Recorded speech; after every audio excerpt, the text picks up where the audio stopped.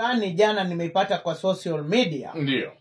Akasema ya kwamba Kenyan men are no longer persuasive. Yes. Once they ask you out and you say no. Case closed.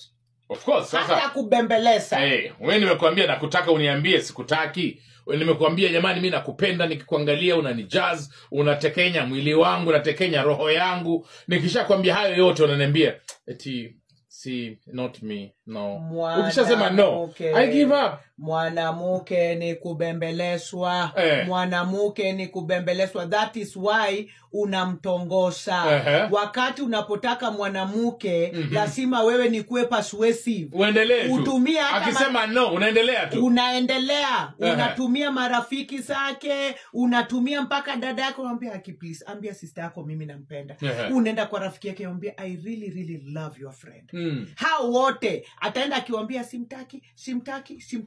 Utamu. Me over my dead body. Utamu ya mwanaume eventually kupata huyu mwanadada. Ni sasa wakati mumemaliza hata mchezo kasarani. Unamwangalia hivi ukicheka unamwambia kwanga umenikataa. Sasa ona si bao ndio hiyo. Bao si ndio hiyo. Ama na hivyo ndio kuna pendaga. Na hiyo ndio barua yetu ya milele.